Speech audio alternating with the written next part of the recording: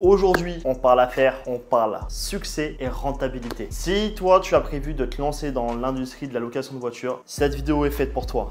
On va voir dans cette vidéo les 5 erreurs à éviter absolument lorsque tu lances ton agence de location de voitures. Reste bien jusqu'à la fin car je vais partager avec toi les secrets que beaucoup de personnes ignorent quand tu lances ton agence de location de voitures. Erreur numéro 1, la négligence de ton marché. Alors si toi tu te lances tête baissée, que tu n'as fait aucune étude de marché, tu ne connais ni ta concurrence, tu ne connais ni ta clientèle type, tu vas droit dans le mur. Alors ce qu'il va falloir faire, c'est que tu étudies bien plus profondément du coup ton étude de marché en allant fouiller dans ta concurrence, que ça soit autour de toi, déjà dans ta région dans un premier temps ou même dans ta ville en fonction de la taille de ta ville, soit dans les villes avoisinantes et également dans ta région si tu es sur du coup une ville et une région un petit peu plus petite.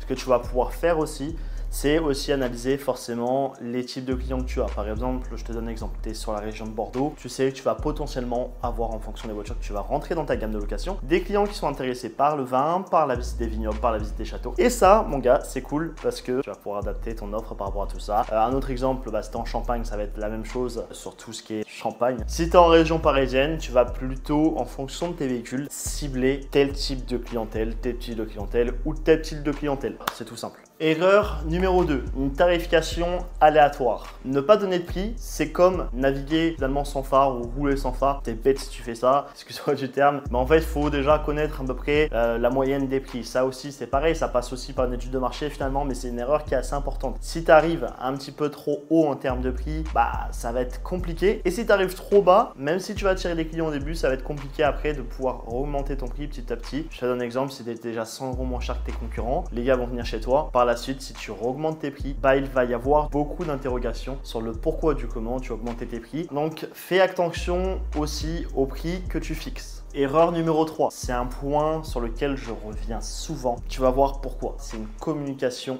insuffisante. Si à l'heure d'aujourd'hui, tu penses que créer ton business de location de voiture, c'est simplement avoir une voiture, la mettre sur des plateformes et attendre que ça coule et que l'argent coule, bah, je te préviens, tu es un peu dans la merde. Si tu fais des citadines, pas très cher, ça peut éventuellement fonctionner de travailler avec du coup toutes ces plateformes de location, bien que derrière ils te prennent un pourcentage de ton chiffre d'affaires que tu aurais pu garder dans ta poche si tu maîtrisais les différents outils. Par contre, si tu as des voitures de sport, c'est encore plus compliqué de pouvoir passer par ces différentes plateformes. Donc en gros, moi ce que je t'invite à faire concrètement, c'est de regarder vraiment comment tu vas faire pour trouver une stratégie marketing efficace. Ça peut passer par Instagram, par Facebook, ça peut passer également par TikTok à l'heure d'aujourd'hui, par Snapchat, par Google. Je te cite juste ces petits points là, mais voilà, c'est très important de savoir comment communiquer, savoir peut-être déjà afficher ta tête à la caméra si ça peut aider ta clientèle à être rassurée. Si tu veux absolument pas montrer ton visage, je te rassure, ce n'est pas grave. Tu peux tout simplement parler, montrer juste tes voitures, montrer certaines choses sans avoir montré ton visage. Autre exemple, s'il te plaît, ne te filme pas à la chicha, ne te filme pas au restaurant toutes les 5 minutes. Okay, si c'est un beau restaurant, à la limite, tu peux le faire, ça peut être cool. Ça reste dans un cadre, on va dire, prestigieux. Par contre, si tu as la piscine, ne filme pas ta vie quotidienne. Les gens s'en branlent un peu, à part si tu deviens un petit peu influenceur, entre guillemets, et que les gens s'attachent à ton personnage. Finalement, ce que je te dis là, ça peut être à contrebalance. Mais ne filme pas juste la chicha pour filmer la chicha. Si tu commences à filmer ta vie, ok, filme ta vie, il faut que ça ait un intérêt complet. Erreur numéro 4, ça va être du coup une mauvaise gestion de ton planning. Si tu gères mal ton planning, tu ne sais pas quelle voiture est louée, à quel moment et pourquoi, et que tu oublies des réservations, que tu prends des acomptes à la volée, je peux t'assurer que ton business il va couler direct. Malheureusement, ça c'est une chose que j'ai moi-même fait comme erreur à mes débuts. Finalement, je prenais des réservations bien trop longtemps à l'avance et ça va te mener à ta perte. Ça peut te mener à ta perte. Alors c'est un grand nom, hein, ça t'inquiète pas, tu peux toujours rattraper ces conneries. Mais si tu prends des réservations bien à l'avance, bah derrière tu vas te retrouver à rembourser des clients peut-être 4 mois après, tout simplement parce que peut-être que ta voiture ce jour-là sera en panne, peut-être que tu n'auras pas du tout la même gamme et que le client ne sera pas du tout intéressé. En fait, tu as beaucoup de choses à prendre en compte. Ne prends pas trop d'acompte à l'avance, de réservation à l'avance. Tu peux prendre, allez, jusqu'à 2 mois, à la limite, ça le fait. Mais trop à l'avance, à part si tu as vraiment une visibilité prévisionnelle de ta flotte. Tu sais que dans tant de temps, par exemple, tu réserves une voiture dans 4 mois, tu sais que tu as déjà une autre voiture qui arrive, qui va être à peu près similaire, sur laquelle tu vas pouvoir rebondir et la passer à ton client, ça peut le faire. C'est bien pour ça que finalement, toutes les sociétés un petit peu nationales comme SIX par exemple, n'ont pas de modèle garanti, à part si tu demandes un modèle très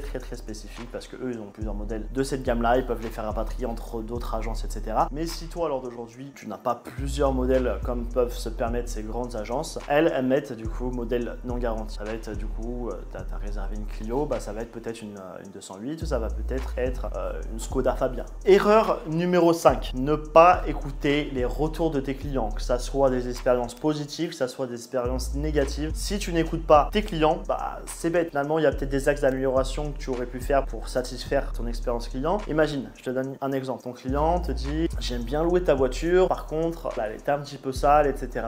Et j'aimerais bien la prochaine fois, s'il te plaît, un exemple, j'ai un événement où je dois ramener ma copine en week-end, où je dois ramener ma femme en week-end, peu importe, mes enfants, ma famille. Et la voiture était un peu sale, ça m'a un peu embêté parce que j'ai dû le faire moi-même. Ok, tu prends en considération. Là, ce que je t'invite à faire dans un premier temps, c'est de lui faire déjà peut-être une petite ristourne, soit pour la prochaine location, ou soit sur la location immédiate. Le mieux, c'est quand même de le faire pour la prochaine location pour l'inciter à revenir et fidéliser du coup ta clientèle. Autre chose que tu vas pouvoir faire, tout simplement, c'est écouter ce qu'il dit. Imagine, il revient, ce client, et toi, tu n'as pas du tout pris en considération ce qu'il t'a dit. Bah, malheureusement, ce qui va se passer, c'est que ton client va revenir une deuxième fois, il va voir que tu l'as pas pris en considération et tu risques de perdre un client. Tu vois, c'est bête, mais c'est des détails qui sont très importants. Vraiment, écoute les retours des clients, que ça soit positif, que ça soit négatif. Écoute vraiment ce que tes clients ont à te dire. Je pense que c'est très important de faire tout ça. Voilà, maintenant vous connaissez les 5 erreurs à éviter quand vous lancez votre agence de location. Je m'appelle Chris DNY, bienvenue sur ma chaîne. Si tu veux me retrouver sur Instagram, c'est aussi Chris DNY.